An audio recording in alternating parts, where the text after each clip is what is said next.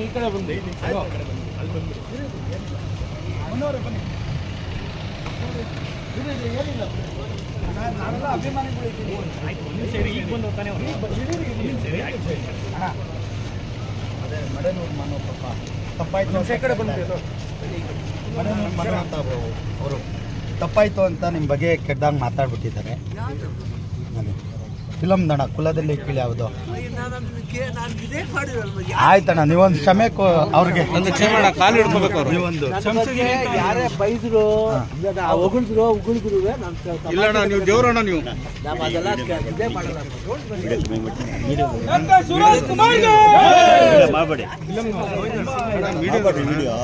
Doctor Shivraj Kumar ಅಪ್ಪಾಜಿ ಅವರ ಹತ್ರ ಬಂದಿದ್ದೇವೆ. ನಾವೆಲ್ಲ ಡಾಕ್ಟರ್ ರಾಜ್ಕುಮಾರ್ ಅಪ್ಪಾಜಿ ಅವರ ಅಭಿಮಾನಿಗಳು. ಅಂದರೆ ಅವ್ರನ್ನ ನೋಡಿಕೊಂಡು ಕನ್ನಡ ಚಳುವಳಿಗಳನ್ನ ನೋಡ್ಕೊಂಡು ಬಂದಂಥವ್ರು. ಇವತ್ತು ಮಡೇನೂರು ಮನೋರು ಒಂದು ಕೆಟ್ಟ ರೀತಿಯಲ್ಲಿ ಮಾತಾಡಿದ್ರು.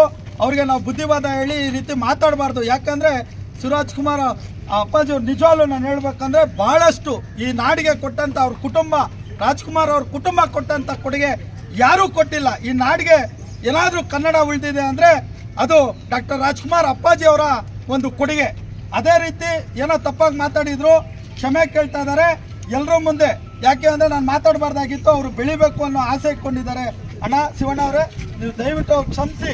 ಮತ್ತೆ ಕುಲದಲ್ಲಿ ಕೇಳಿ ಯಾವುದೋ ಸಿನಿಮಾ ರಿಲೀಸ್ ಮಾಡಬೇಕು ಅಂದ್ಕೊಂಡಿದ್ದೀವಣ್ಣ. ನೀವು ಖಂಡಿತ ಹೂ ಅಂದರೆ ಮತ್ತೆ ನಿರ್ಮಾಪಕರು ಮಾಡಿ ಒಳ್ಳೆ ಟೈಟ್ಲು ಚೆನ್ನಾಗಿ ಮಾಡಿ. ಮತ್ತೆ ಮುತ್ತರಸ ಆಗ್ಲಿ, ಯಾವುದ್ರಲ್ಲೂ ಇದಿಲ್ಲ. ಕುಲದಲ್ಲಿ ಯಾರು ಕೀಳಲ್ಲ ಮೇಲಲ್ಲಮ್ಮ, ಎಲ್ಲರೂ ಒಂದೇ. ಮತ್ತೆ ರಿಲೀಸ್ ಮಾಡೋಣ.